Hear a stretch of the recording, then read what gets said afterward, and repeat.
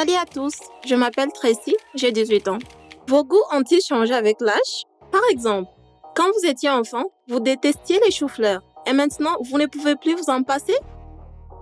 Par exemple, j'ai toujours pensé que les tatouages sont étranges, dangereux et moches.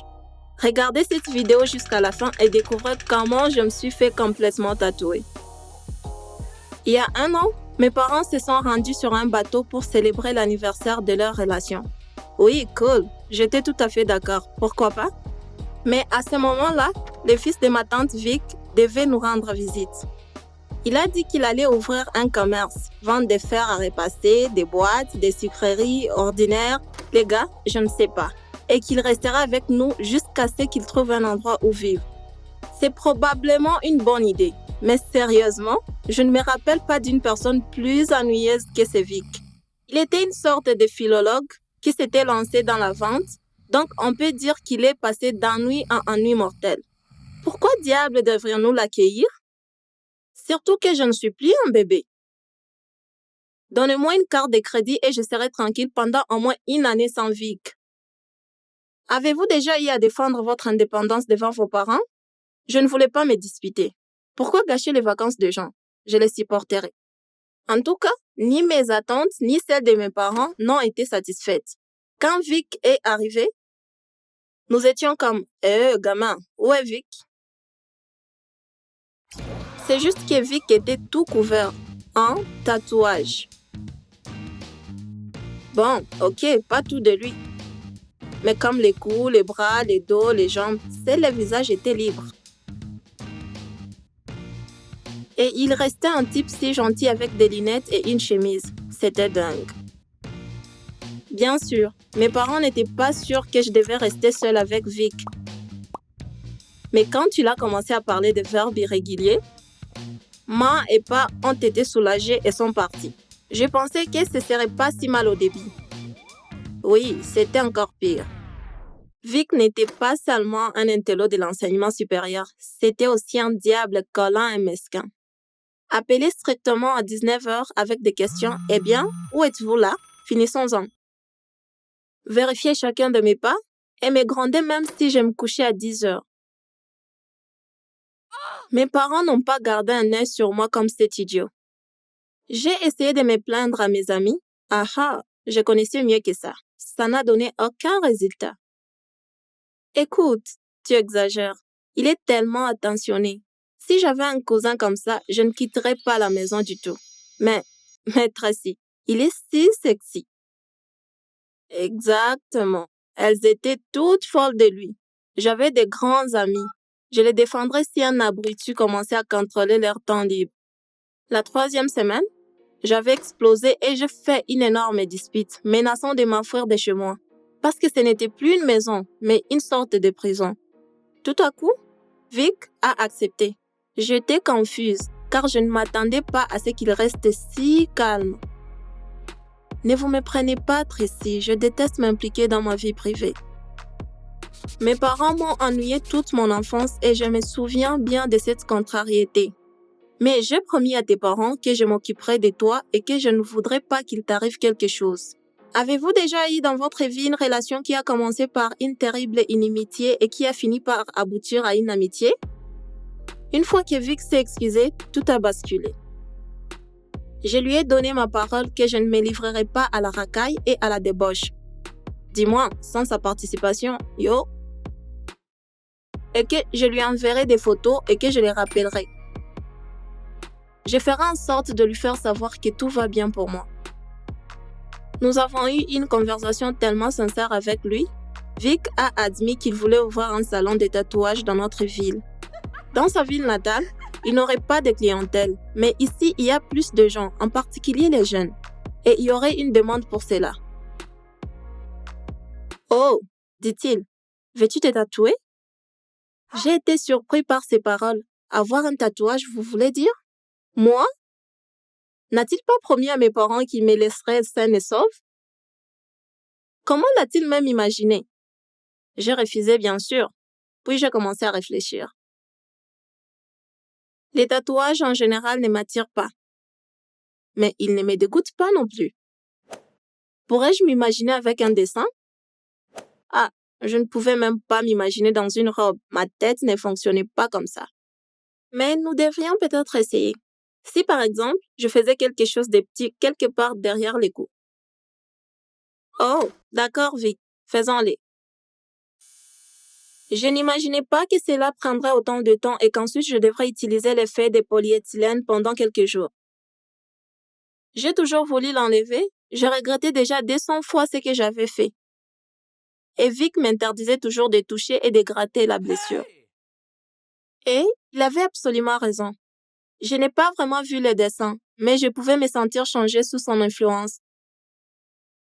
Comment je marchais les dos droits? Comment je voulais constamment montrer les dessins? J'ai commencé à me préoccuper de la raison pour laquelle j'avais tatoué les dessins à un endroit si peu pratique dès le début. Bien sûr, j'ai choisi un endroit que mes parents ne verraient peut-être pas. Mais bon sang, pourrais-je tatouer autre chose? J'ai évité la question jusqu'au dernier moment. J'ai essayé de ne pas y penser, mais tout ce qui m'entourait semblait dire « Allez être ici, décide-toi, c'est si facile ». Il y avait une liste d'attente de mes amis qui voulaient avoir un tatouage de Vic. Parfois, il avait des commandes tous les jours. Et les soirs, nous nous sommes mis à rire de la soudaine augmentation de ses affaires. Mais un jour, je me suis écrié « Suivons, les dessins suivants ». Et Vic a immédiatement saisi cette mésaventure, s'est allumé et a dit « Eh bien, faisons-le ». J'étais têtue, je lui rappelais mes parents. Mais au fond, j'avais déjà pris ma décision. Quelques idées de tatouages se sont transformées en quelques centaines. Nous n'avions pas le temps de tout faire, c'était physiquement impossible. Mais les petits dessins se sont succédés. Sur la jambe, les bras, les ventres. Quoi? Vous pensiez que c'était la fin de l'histoire? Ah, pas du tout. Je suis devenue un modèle pour Vic. Il m'a photographié pour son portfolio et au cours du processus, nous avons discuté de nouvelles idées et nous étions très enthousiastes à l'idée de son salon.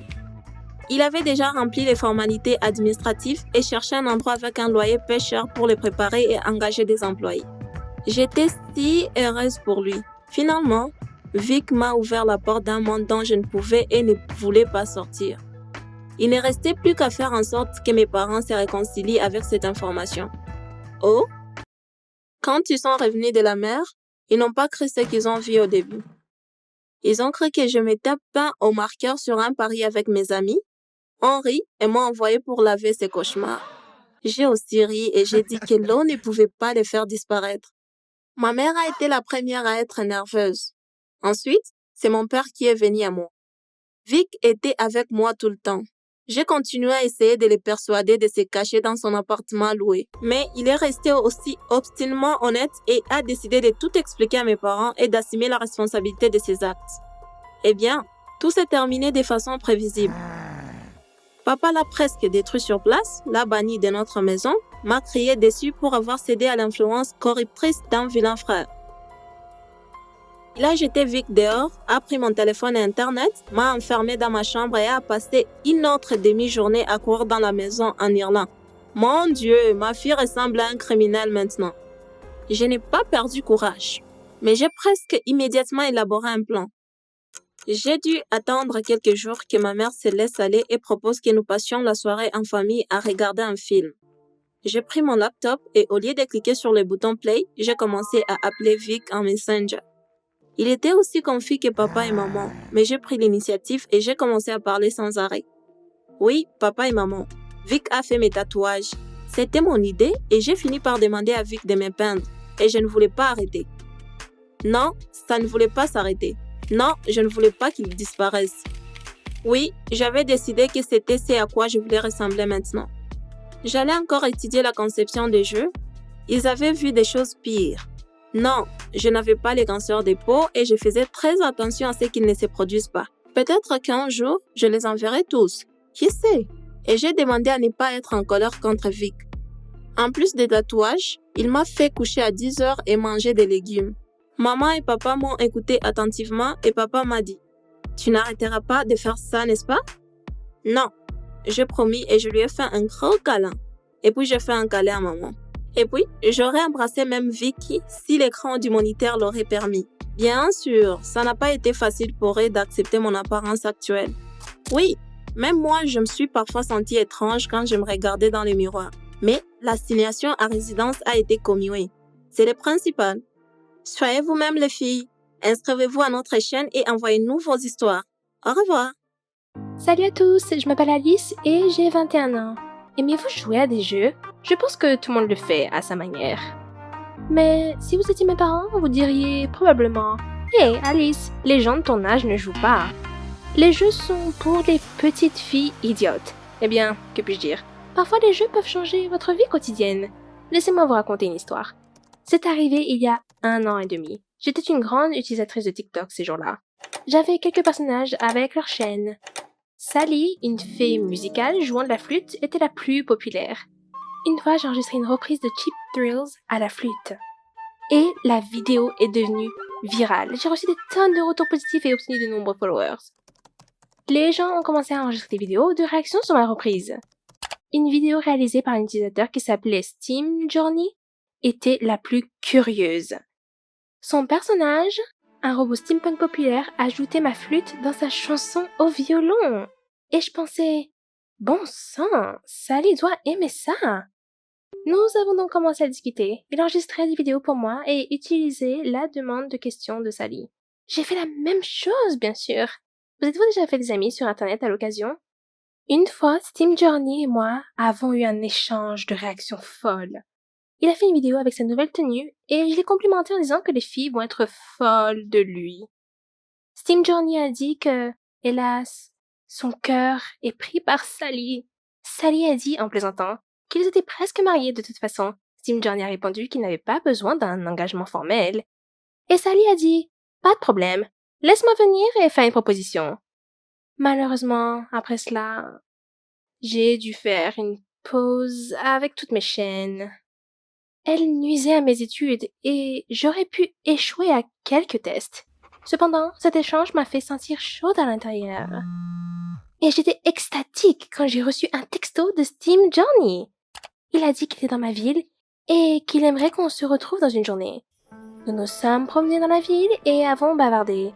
Je lui ai montré mes endroits préférés, il ne m'a pas dit son nom, mais ça allait, il ne connaissait pas le mien non plus. L'un des endroits où nous sommes allés était un petit jardin avec une marque unique de roses, appelée Osiris. J'ai pensé à haute voix qu'il était triste que l'on ne puisse pas les trouver dans les magasins de fleurs. Il n'a rien dit à cela. Vers la soirée, nous sommes allés dans un café où Steam Journey voulait aller. Nous avons été conduits à une jolie table avec des rideaux suspendus et traités comme des invités VIP. J'étais confuse d'ailleurs. L'endroit semblait trop cher. Mais Steam Journey a dit qu'il voulait gérer le chèque. Les plats étaient hors de ce monde, si délicieux. Et puis, il y avait un dessert. Et un anneau à droite sur le morceau de gâteau. J'étais étourdie. Steam Journey a déclaré que la proposition n'était pas une blague et qu'il me proposerait volontiers un mariage. J'aurais probablement dû dire autre chose, mais c'était du genre... non. Journey, tu es un gars formidable, mais je ne connais même pas ton nom. Tu es amoureux de Sally, pas de moi. J'ai une personnalité et une vie différentes.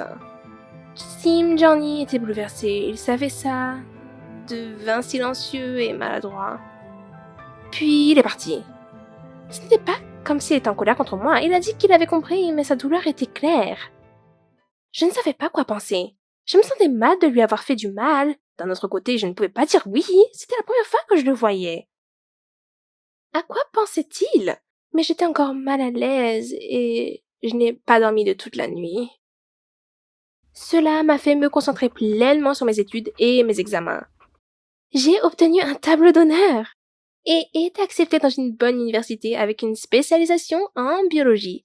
Mais le destin n'en avait pas fini avec moi, même si j'avais à peu près fini avec mes chaînes.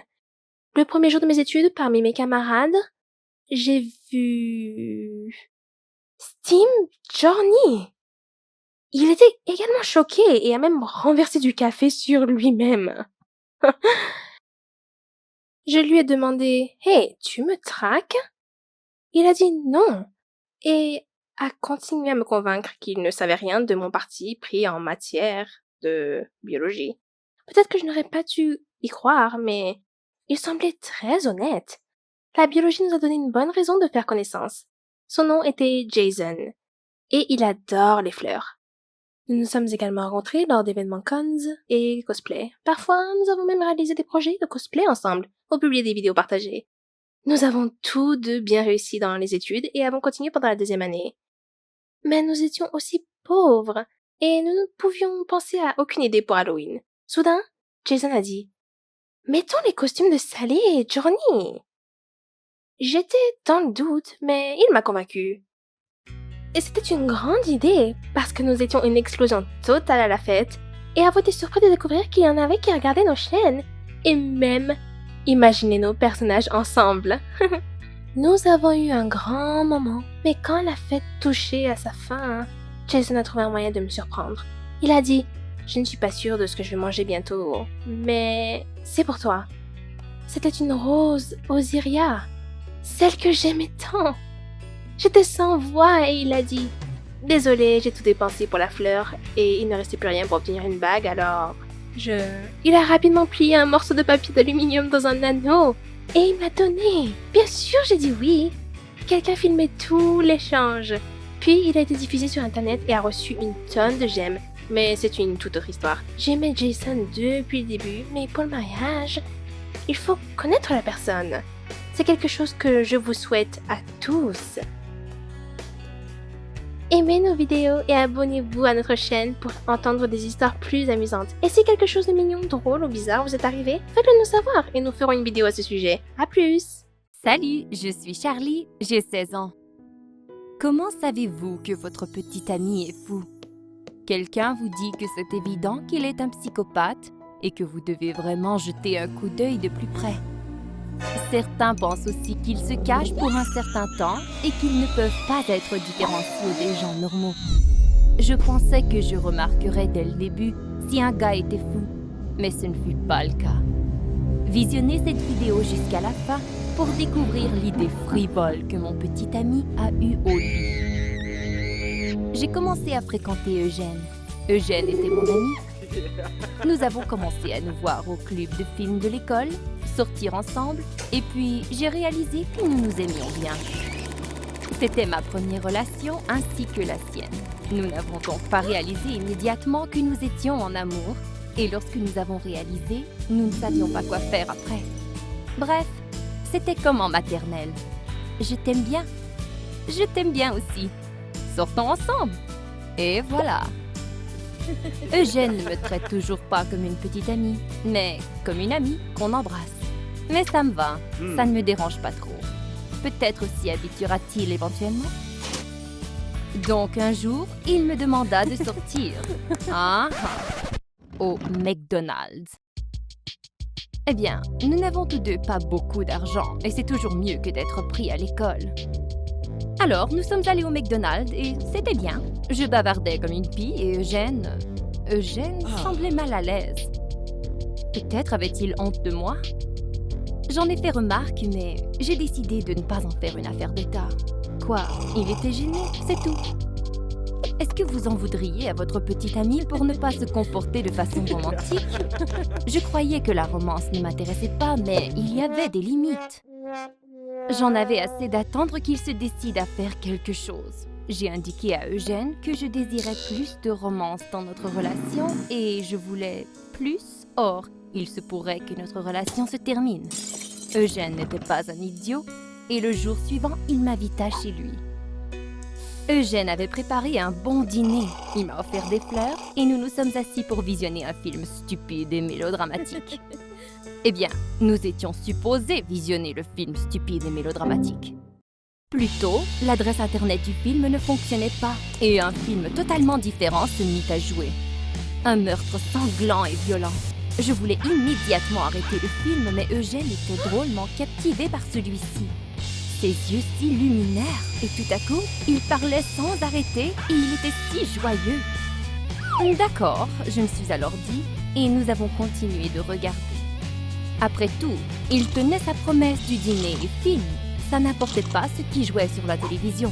Ce qui importait était qu'Eugène se comporte comme un garçon pendant un rencard. Nous ne nous étions jamais tant embrassés auparavant. Cependant, les bizarreries ne se sont pas arrêtées là. Je suis allée le visiter le jour suivant. Eugène était plein d'entrain. Il nous avait fait du café et puis il quitta la pièce. Pendant que je l'attendais, ennuyée, j'ai commencé à fouiner dans la pièce. J'ai aperçu une grosse boîte sur laquelle était inscrit « Au lit ». J'étais perdue et j'ai commencé à me convaincre qu'il ne s'agissait que de literie. Eugène était un garçon après tout. Il ne pouvait pas avoir d'objet obscène de la sorte. J'ai tenté de résister l'envie pendant longtemps, mais je n'en pouvais plus. C'était des têtes! Pas des vraies, heureusement, mais elles avaient l'air si réelles. Il y avait aussi du sang artificiel. Bouh! Je n'ai pas attendu le retour d'Eugène, je me suis enfuie. Tout cela n'était pas normal. Il avait évidemment une sorte de fétiche. Peut-être m'avait-il montré ce film par exprès? Bouh! En tout cas, j'ai décidé d'être sur mes gardes. J'ai commencé à faire des recherches Google par rapport à ce que cela pourrait être. Ma question laissait à désirer. Cher Google, mon petit ami est allumé par les films d'horreur. Que faire? Les réponses étaient pires l'une que l'autre. Qu'il se tannerait éventuellement des films et commencerait à essayer de recréer ses horreurs ailleurs. J'ai donc décidé d'aller droit au but et de le questionner. Après avoir quitté le jour d'avant, il m'avait appelé plusieurs fois, mais je n'avais pas répondu. Et voilà que maintenant, j'arrivais à l'improviste. Eugène était horrifié.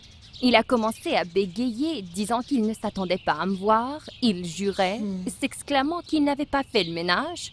Et puis, je me suis rappelé toutes les horreurs de l'Internet. Et j'avais peur tout en étant fâchée. Mais j'ai quand même décidé de rentrer par effraction. Je me suis dirigée vers sa chambre et j'ai ouvert la porte. Et j'ai aperçu la mise en scène de Vendredi 13. Je me suis presque évanouie, mais j'ai réalisé qu'il ne s'agissait que des pièces artificielles. Mais cela ne m'a pas aidée, particulièrement car il y avait une fille assise dans le coin de la chambre qui ressemblait à la gueularde de Massacre à la tronçonneuse. Qu'est-ce qui est pire, découvrir que votre petit ami est un maniaque ou découvrir une autre fille dans sa chambre? J'ai ouvert la bouche et j'ai dévisagé Eugène du regard, demandant une explication. Et qu'il était mieux de ne pas me faire le coup de « Chérie, j'ai trouvé une fille qui aime bien m'embrasser en compagnie de 3 mannequins imbibés de ketchup. » Évidemment, il m'a dit que j'avais mal compris la situation et j'ai quitté. Peut-être que j'étais trop dramatique, mais mon cœur était brisé. Auriez-vous pardonné ce que je venais de voir? Je ne lui ai pas adressé la parole pour des semaines.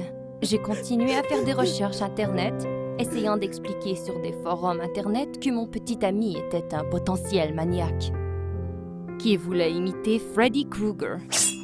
Ma mère n'était pas au courant de nos querelles. Elle n'a fait que dire que je devrais m'efforcer de l'écouter, comprendre et le pardonner. Étions-nous dans le début des années 1900, quand seulement un des conjoints importait? Oui, même dans ce temps, les gens se divorçaient. Et je ne voulais pas m'associer à lui, cette espèce de menteur costumé. Eugène n'était pas sur le point de renoncer. Il continuait de m'écrire, m'envoyer des photos. J'en ai ouvert une et j'ai presque vomi, car la fille était toute couverte de ketchup. Si cela me convainquait d'une chose, c'était que nous n'avions définitivement pas les mêmes intérêts. Ensuite, je suis arrivée face à face avec Milan, un de ses amis d'école. Il m'a mis un magazine dans le visage en marmonnant que Eugène voulait que j'y jette un coup d'œil.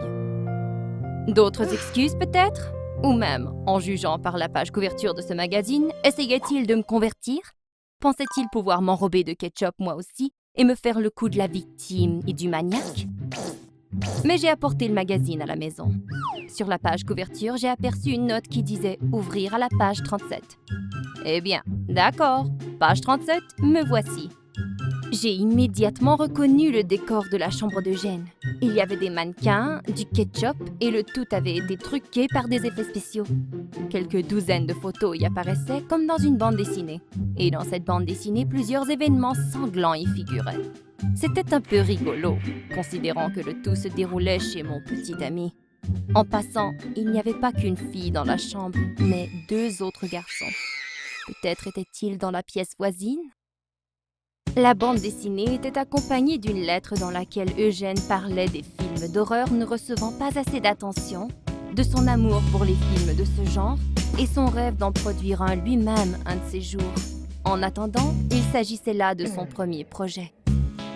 Il y avait aussi un pendentif que j'avais l'intention de demander à ma mère de m'acheter. Celui-ci était collé à la lettre. Oh, Eugène, quel imbécile! Eugène m'a écrit qu'il avait acheté le pendentif grâce à l'argent de la bande dessinée et il voulait maintenant économiser pour un rencard non au McDonald's, mais dans un petit café. D'accord, j'avais foiré quelque peu, ou beaucoup. J'étais certaine que j'étais dans un film d'horreur, mais je me comportais comme une de ces personnages dans un film mélodramatique stupide. J'ai fait une crise, j'ai soupçonné le gars de me tromper, je n'ai pas retourné ses appels. Je devais arranger les choses, et je savais comment. Je suis allée le voir avec des fleurs et je lui ai dit que j'étais ravie et que je voulais aller au McDonald's et visionner un de ces films stupides chez lui. Car la romance était dans notre cœur et notre tête, et non dans un restaurant coûteux. Que je l'avais énervé pour rien, que je m'excusais. Et c'est tout. Comme entente, nous avons décidé que je visionnerais un film d'horreur pour chaque film mélodramatique qu'il regarderait avec moi. Nous allons tous deux en souffrir, mais personne ne sera offensé. La deuxième bande dessinée d'Eugène n'était pas moins farfelue que la première. Et la troisième me donna la chair de poule. Ça m'a pris plusieurs mois et une douzaine de bandes dessinées avant de m'inclure dans ces conneries. Un peu pour m'assurer qu'aucune de ces mannequins n'essaie de me voler mon petit ami. Nous avons une règle. Aucun mannequin pendant les rencarts. Ça me fiche la trouille. Avez-vous déjà soupçonné quelqu'un pour rien? Ou peut-être que c'est vous qui avez été soupçonné? Racontez-nous votre histoire dans la section des commentaires. N'oubliez pas de vous abonner à notre chaîne. Eugène m'a écrit qu'il avait acheté le pendentif grâce à l'argent de la bande dessinée et il voulait maintenant économiser pour un rencard non au McDonald's, mais dans un petit café. Salut, je suis Trudy, j'ai 15 ans. Est-ce que vos parents aiment mettre le nez dans vos affaires? Vous harceler avec des questions, lire vos messages, entrer dans une pièce sans frapper? Jusqu'où peuvent-ils aller? Regardez cette vidéo jusqu'au bout et vous apprendrez comment l'amour a poussé mon père à mettre des caméras dans ma chambre et ce qu'il y a vu. Ma famille est sympathique. Ma mère est pâtissière et ses gâteaux et desserts fantastiquement décorés sont populaires à la fois sur les réseaux sociaux et parmi les clients. Mon père est un réalisateur de documentaires. Il a même plusieurs récompenses. Toute notre vie est filmée grâce à lui. Bref, j'ai vécu toute ma vie dans une ambiance très créative et libre. C'est probablement pourquoi je parle en premier et ensuite je pense. Mon 15e anniversaire approchait et j'avais de grands projets. Je voulais organiser une super fête, la plus cool, la plus géniale et la plus folle. J'ai même demandé à mes parents d'aller quelque part ce jour-là pour que mes invités et moi puissions sortir sans surveillance supplémentaire. C'était très important pour moi. Le truc, c'est que ce n'est pas comme si je n'avais pas d'amis. J'en ai depuis la maternelle, mais la dernière fois que nous nous sommes tous réunis, c'était quand nous avions environ 10 ans. Je ne me suis jamais fait de nouveaux amis et je voulais tellement revenir aux années où nous étions à fond. Et je pense qu'une fête décente nous rapprocherait tous, mais d'une manière adulte. Je me suis assise pour planifier. J'avais tellement d'idées et je devais tout fournir. Des boissons, de la nourriture, de la musique, des décorations, un programme. Ma tête tournait.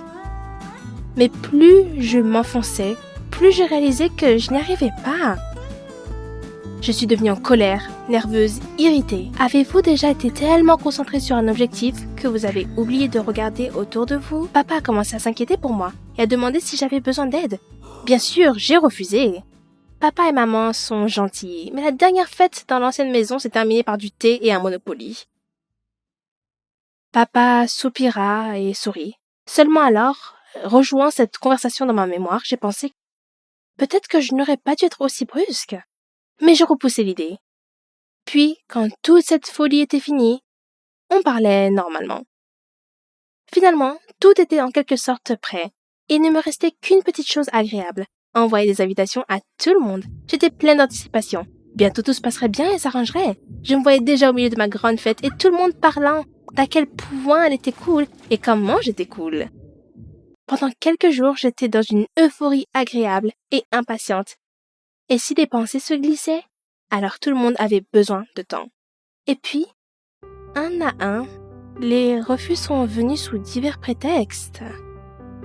Au début, je n'étais pas contrariée, mais ensuite, lorsque toute ma liste d'invités a été réduite à 5 personnes qui n'avaient tout simplement rien à voir avec la soirée, j'ai réalisé personne n'avait besoin de moi. Personne. Et aucune fête n'allait changer cela. Je n'avais pas simplement d'amis. Je n'avais personne. J'ai perdu mon cœur. D'abord, je me suis enfermée dans ma chambre et je suis restée longtemps à regarder le mur. Je n'avais même pas la force de pleurer. Juste un énorme trou froid dans ma poitrine. Ensuite, j'ai annulé la fête et j'ai dit à mes parents qu'ils n'étaient pas obligés de partir. Mais je ne les ai pas laissés acheter un gâteau et me féliciter. Je ne voulais plus fêter ça. Et c'est seulement alors que j'ai éclaté en sanglots et n'ai pas pu me calmer malgré les câlins de maman et papa. Papa n'a pas abandonné si facilement. Il m'a serré dans ses bras et m'a dit d'aller au cinéma, de passer la nuit dans une tente, dans un parc national, d'aller pique-niquer ou d'aller dans un parc d'attractions. Pourquoi était-il si fou? Je me suis éloignée de lui et lui ai crié de ne même pas essayer de me comprendre. Après ça, j'ai couru dans ma chambre. Je me suis allongée sur mon lit et je pense que j'ai pleuré toute la nuit. Je ne me souviens pas m'être endormie. Le matin, mes yeux étaient rouges et mon visage était enflé. Quand je suis allée dans la cuisine pour le petit déjeuner, papa a essayé de dire quelque chose. Mais j'ai juste pris mon assiette et je suis allée dans ma chambre. Je ne voulais ni discuter ni parler de quoi que ce soit. Donc les jours avant mon anniversaire, soit je n'ai rien dit, soit je suis allée dans une autre pièce. J'avais prévu de passer mon anniversaire sans même sortir du lit. Je dormirais juste et regarderais mon téléphone. Alors je l'ai fait, sortant parfois pour mâcher des tartes pop. À un moment donné, je me suis endormie. Je me suis réveillée le soir d'un grincement ennuyeux. Ce n'était ni mon réveil ni mon téléphone. Et le son venait de nulle part. J'ai dû me lever et chercher ce que c'était. Quelle a été ma surprise quand il s'est avéré être une petite caméra au-dessus de la porte de ma chambre. Elle bipait parce que sa batterie était morte. Mais comment est-elle arrivée ici? Je n'avais personne d'autre dans ma chambre, juste moi et mes parents. Alors, elle a été mise par papa? Votre vie personnelle a-t-elle déjà été envahie à tel point que vous étiez sans voix? Vous pouvez imaginer ce que j'ai ressenti? Oui, bien sûr, je n'avais pas passé beaucoup de temps avec mes parents ces derniers temps. J'ai passé trop de temps et d'efforts à préparer la fête. Puis je me suis repliée sur moi-même. Je me suis souvenue du regard sur le visage de mon père quand je lui ai crié dessus et j'ai eu honte. Mais quand même, ce n'était pas une raison pour entrer dans ma vie personnelle. Il ne pouvait pas faire ça. J'allais arrêter ça. J'ai pété un câble. J'ai prononcé un discours enflammé. Je tremblais déjà de colère. Laissez-le se montrer. La sonnette a retenti et j'ai ouvert la porte. Maman et papa se tenaient dans l'embrasure de la porte. Maman tenait une énorme boîte de gâteaux et papa avait un gros bouquet de ballons sur une ficelle. Il souriait joyeusement. Je suis devenue folle. Comment pouvez-vous? Comment osez-vous? Leurs visages tombèrent et la tête de ma camarade de classe sortit de derrière le dos de mon père. Je me tenais sur la pointe des pieds. Derrière mes parents se trouvait une foule de tous ceux que j'avais invités à ma fête. « Bon anniversaire !» dit ma camarade de classe avec incertitude. « Bon anniversaire !» cria ma vieille amie dans la foule. « Comment avez-vous fait? Qu'est-ce qui se passe ici ?» je voulais demander, mais je me suis ressaisie et j'ai invité tout le monde à l'intérieur. Mais personne n'avait l'air mécontent ou n'avait l'air de mentir. Et ils m'ont tous souri et m'ont félicité. Papa a aidé maman avec le gâteau et a mis les ballons et est venu vers moi. « Va te changer, me dit-il. » Ma chambre était calme et j'ai enfin pu rassembler mes pensées. Par miracle, mes parents ont décidé d'organiser une fête pour moi et ont réussi à appeler tous mes amis. Et ils sont venus. Comment? Quoi? Pourquoi? Pourtant, ce que papa a fait était mal. Une fois cela terminé, nous devions avoir une conversation très sérieuse. Pendant que je m'habillais et me coiffais, les meubles de la grande pièce ont été réarrangés. La table et la musique ont commencé à jouer. Il y avait des ballons et des ornements en papier partout et tout le monde s'amusait. Et j'avais l'impression de sourire à tout cela. C'était exactement comme je l'avais imaginé. Et puis, papa a pris la parole. Il a allumé notre grande télé et j'ai failli mourir sur le coup. Pas encore la vidéo de mon 6e anniversaire. Je voulais faire un film sur la façon dont ma fille a préparé son anniversaire, a commencé papa. J'ai donc décidé de prendre une petite séquence de caméra cachée. Et voici ce qui s'est passé. Sur l'écran, j'étais occupée jour après jour à écouter d'une demi-oreille. Tout le temps dessiner, écrire, compter. Je n'ai fait aucune attention à mes parents. Et comment je les ai bouleversés. J'étais heureuse et excitée quand j'ai envoyé toutes les invitations. Et quelques jours plus tard, quand je me suis assise à table avec un visage vide. Et puis, j'étais allongée sur le lit avec un regard vide. Il s'est avéré que mon père a envoyé une partie de cette vidéo à tous mes amis et cela les a tellement touchés qu'ils ont décidé avec l'aide de mes parents de quand même organiser une fête pour moi. J'ai enfoui mon visage sur l'épaule de papa et j'ai commencé à pleurer. Mon père et ma mère m'ont étreint et je me sentais si calme et si tranquille dans mon cœur, comme je ne l'avais pas été depuis longtemps. Et puis, la fête a continué, comme d'habitude. C'était amusant, c'était bruyant. Il y avait des félicitations et des cadeaux. Il y avait des danses et des concours. Il y avait un gâteau et des bougies. Mais d'une manière et d'une autre, j'étais tout le temps plus proche de mes parents. Parce que quoi qu'il en soit, ils étaient mes premiers et les plus fidèles amis. Puis, bien sûr, j'ai grondé mon père. Et il a promis qu'il ne se permettrait plus jamais de faire ça. Mais nous sommes tous repartis avec une conclusion. Quelle surprise vos parents ont-ils fait pour votre anniversaire? Dites-le nous! N'oubliez pas d'aimer cette vidéo pour que le plus grand nombre de personnes possible connaissent notre histoire et abonnez-vous à notre chaîne pour ne pas manquer de nouvelles vidéos. Salut, je m'appelle Bella, j'ai 17 ans. Avez-vous déjà senti que vous deveniez éloigné de votre autre moitié alors que vous prétendiez que rien ne se passait? Et si votre ami était la raison? Regardez la vidéo jusqu'à la fin et découvrez comment j'ai entendu mon petit ami avec ma meilleure amie et comment ça s'est passé. Je ne suis pas une personne très sociable. Je n'ai pas eu le temps de me faire des amis à cause des cours de chant constants. Mais je me sentais vraiment importante sur scène. C'est un sens de la scène, de la foule, de la gloire. J'ai beaucoup joué et je n'ai jamais eu peur de la scène. Mais je n'ai jamais été confiante. Je sentais que quand je n'étais pas sur scène, les gens ne me prenaient pas au sérieux. Que je devenais absolument rien. Personne ne veut être invisible. Nous sommes tous humains et nous voulons tous de l'attention et de l'amour. Mais personne ne veut perdre cela. Parfois, je vais même trop loin dans le contrôle que j'ai sur les gens dans ma vie. Dans de tels moments, ma meilleure et unique amie m'aide toujours. Elle n'arrête pas de dire que je réagis de manière excessive, que parfois je dois juste demander de découvrir la vérité. Son nom est Lexi. Contrairement à moi, c'est une personne blasée. Sur scène et dans la vie, elle est audacieuse et très joyeuse. C'est la personne la plus optimiste que je connaisse. Elle aime beaucoup la musique et rêve que nous allons créer notre propre groupe et partir. Je lui rappelle à chaque fois que nous n'irons nulle part sans mon petit ami, qu'il y aura toujours nous trois. Avez-vous déjà entendu parler d'un triangle amoureux? Avez-vous déjà été dedans? Et si vous êtes un angle supplémentaire dans ce triangle? Le nom de mon petit ami est Nick, mais je l'appelle Edouard pour plaisanter. Vous savez, Edouard, Bella. Lexi m'a mise en couple avec Nick l'année dernière et nous traînons tous ensemble. Il nous a dit que l'école organisait un concours de talents musicaux et a proposé d'y participer. Lexi et moi avons accepté ensemble. J'ai pensé que c'était une excellente idée parce que créer ensemble vous aide à mieux comprendre à quoi ressemblent vraiment les relations entre les gens. Nous avons commencé à répéter le même jour. Nick m'a choisie comme chanteuse principale. J'étais ravie.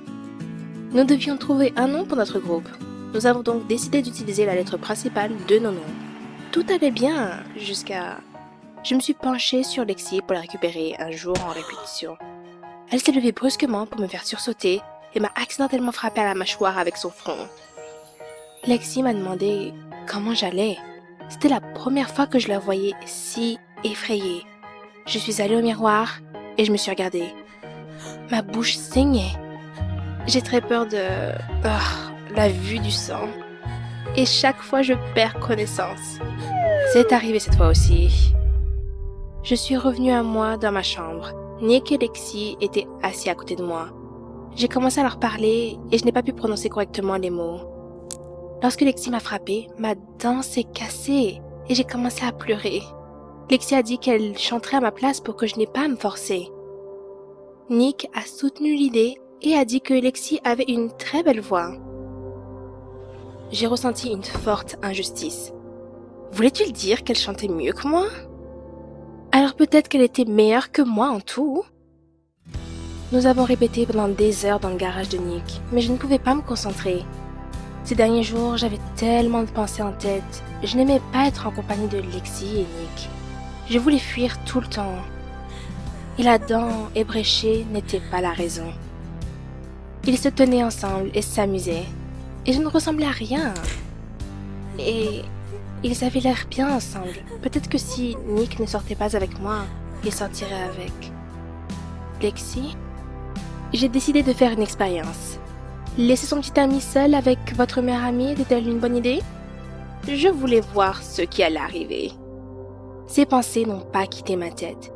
J'étais sous beaucoup de stress et je ne pouvais pas me regarder correctement dans le miroir. J'ai commencé à penser que Nick n'était plus intéressé par moi, parce qu'il ne me parlait pas du tout, et je ne pouvais pas demander ce qui n'allait pas. Après tout, en fait, il n'a rien fait de mal. Mais pourquoi je me sentais si mal? J'étais déchirée entre « ne pouvait pas être pire » et « tout va bien ». Je veux dire, Lexi m'a dit que j'étais trop énervée. Mais, et si elle disait juste ça pour me jeter de la poudre aux yeux? Je ne savais plus ce qui était vrai. Après l'accident dentaire, je n'ai ressenti aucun amour ni de Nick, ni de Lexi. Ils ont passé plus de temps entre eux qu'avec moi. Mon plan a été mis en œuvre. Nick et Lexi étaient déjà ensemble. Rien de nouveau. Je me suis assise avec eux. Ils ne m'ont parlé que lorsqu'ils avaient fini. Vraiment, pourquoi les interrompre? J'étais vide. Je l'étais devenue depuis longtemps à leurs yeux. Rien de nouveau, il était temps de s'y habituer. Avez-vous déjà été jalouse de votre petite amie ou d'une amie? Qu'avez-vous ressenti? Selon vous, qu'est-ce qui vous rend jalouse? Lexi demanda ce que nous faisions le week-end. J'ai proposé de faire du camping. Ils ont accepté et ont dit qu'ils voulaient passer du temps ensemble, juste nous trois. À ce moment, j'ai pensé à nouveau que j'avais tort. Après tout, Nick était mon petit ami et Lexi était ma meilleure amie. Il ne me ferait jamais ça. Que ressortirait de mon expérience? Aurais-je dû même la commencer? Nick m'a aidé à porter mon sac à dos, mais est revenu pour Lexi. Je bouillonnais déjà comme une bouilloire. Je voulais demander directement ce qui se passait entre eux. Mais je n'ai pas eu le courage.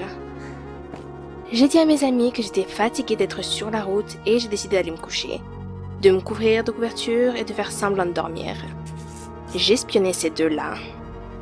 Je voulais savoir comment ils se comportaient l'un avec l'autre quand je n'étais pas là. Nick se pencha et ôta son pull. Je n'en croyais pas mes yeux. Nick me tromperait-il avec ma meilleure amie? Il a donné le pull à Lexi et elle l'a mis. Quand j'avais froid, il ne faisait pas si attention. Cela veut-il dire que mes soupçons n'étaient pas délirants? Je n'ai pas pu sortir ce voyage de mon esprit. J'étais dans le flou total. Je n'ai pas joué les notes correctement pendant toute la répétition et mon petit ami s'est vraiment mis en colère. Il a dit qu'il prendrait une autre guitariste si je ne commençais pas à jouer correctement. J'étais comme une bouteille de lait qui n'était pas terminée, mais ils en ont acheté une autre. Je ne voulais pas déranger Nick, alors j'ai essayé de répéter correctement. Au concert, Nick et Lexi se tenaient côte à côte. Il passa son bras autour d'elle pendant qu'elle chantait. De ce que j'ai vu, je me suis figée au milieu de ma partie. J'ai réalisé que j'avais toujours raison. Nick se jouait de moi. Vous auriez dû voir leur visage. Après la représentation, Nick et Lexi sont venus vers moi. Ils ont dit que j'avais ruiné leur victoire. Nick a laissé entendre que j'étais inappropriée et que je devais reprendre mes esprits. Il a offert à Lexi une tasse de café et ils sont partis. Ils m'ont laissée seule. Je me sentais complètement idiote. Nick flirtait ouvertement avec Lexi et elle répondait à son flirt. Mais ils ont tous deux prétendu que rien ne se passait. Le soir, je les ai invités chez moi. J'étais prête à leur parler sérieusement et à leur révéler la vérité. Quand ils sont arrivés, ils ont agi comme si je n'étais pas là du tout. Ils n'arrêtaient pas de m'interrompre et de m'ignorer. Ils se touchaient souvent et ça me rendait furieuse. J'ai dit que j'allais faire du thé. Je me préparais à tout leur dire. Quand je suis revenue et qu'ils étaient partis, j'étais encore plus en colère. Il y avait du bruit dans la salle de bain, alors j'ai décidé d'écouter. Quelqu'un respirait bruyamment. Le faisait-il chez moi? J'ai ouvert la porte brusquement. Ils étaient allongés sur le sol, les visages rusés et faisant des sons érotiques, dans leurs vêtements. Ils ont commencé à rire de moi. J'ai réalisé qu'on m'avait trompée et je me suis enfermée dans ma chambre. Pourquoi tout ça? Nick et Lexi sont entrés par la fenêtre. Je ne voulais vraiment pas leur parler, alors ils m'ont demandé de simplement les écouter. Ils ont dit qu'ils étaient fatigués de prouver que j'étais importante pour eux et ils appréciaient mes sentiments. Si je n'apprenais pas à faire confiance aux gens proches de moi, je les soupçonnerais toujours de quelque chose. Alors ils m'ont fait une blague. Ils ont compris mon expérience quand je portais 3 couvertures. J'avais très honte. Il me semblait que j'avais raison, alors qu'en fait j'étais complètement fermée en moi-même et dans mes pensées. J'ai failli les perdre tous les deux à cause de ma méfiance. Mais je ne laisserai pas cela se reproduire. J'ai commencé à leur parler de mes expériences et de mes peurs. Et je me sentais vraiment mieux. Si vous aimez mon histoire, veuillez aimer et vous abonner à la chaîne. Cliquez sur l'icône en forme de cloche pour ne pas manquer une nouvelle histoire. Passez une bonne journée et n'oubliez pas que vous devez valoriser vos proches et pouvoir leur faire confiance.